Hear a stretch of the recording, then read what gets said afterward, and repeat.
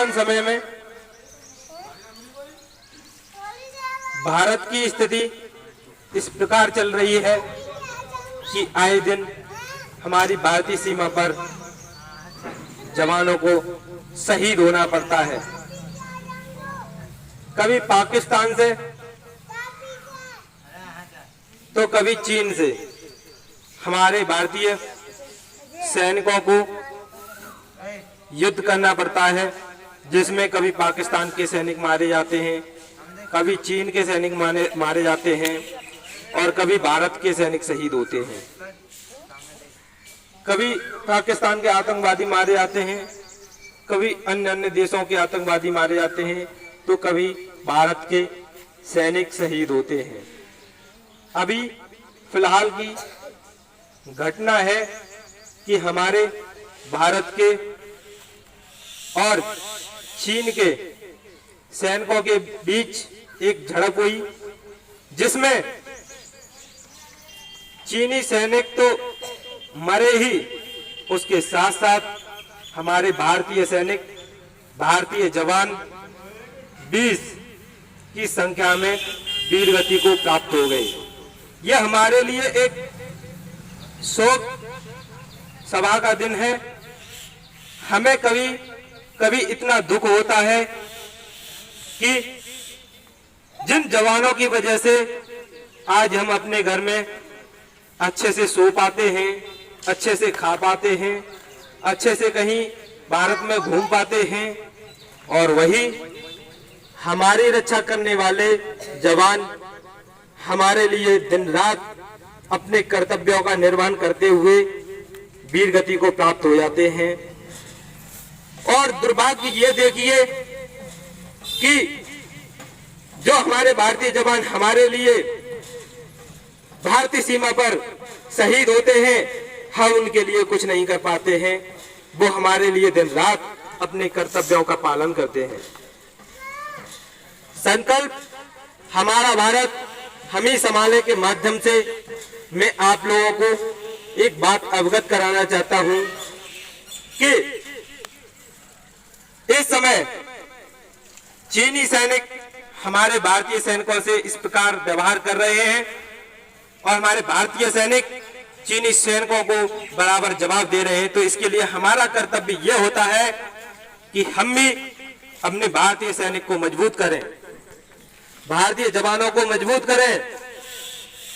अब हम सोचेंगे कि हम कैसे करें, हम भारतीय सीमा पर तो जा नहीं सकते, लेकिन हम भारतीय सीमा पर नहीं जा सकते हैं तो अपने घर पर रहकर भारतीय सैनिक को मजबूत कर सकते हैं। इसका एक उदाहरण है कि हम चीनी सामान यानी कि चीन के द्वारा बनाया हुआ सामान नहीं खरीदेंगे, और जो वर्तमान समय तक हमने खरीद लिया है उसके लिए कोई बात नहीं है, लेकिन जो आने वाले समय में हम चीनी सामान नहीं खरीदेंगे, उसका बहिष्कार करेंगे।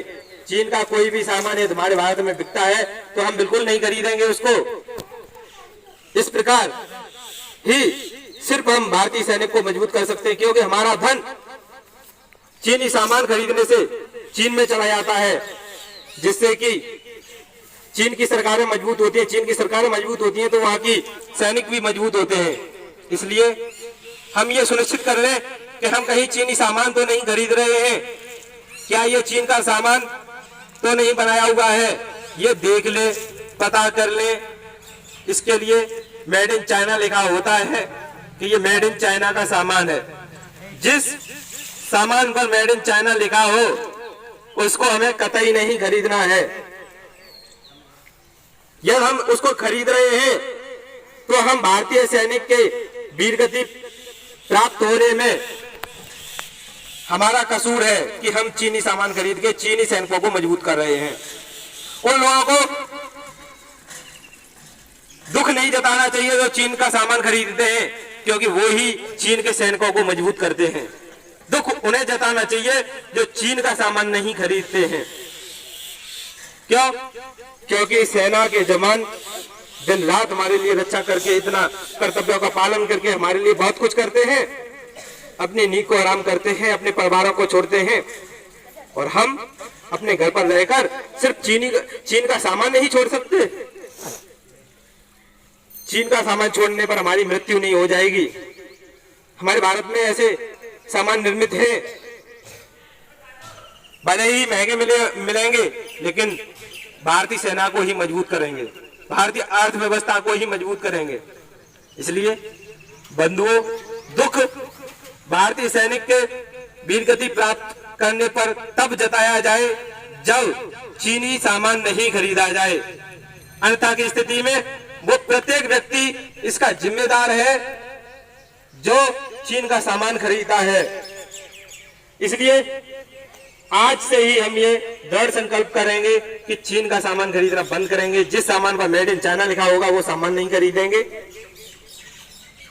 भारतीय सेना को मजबूत करेंगे।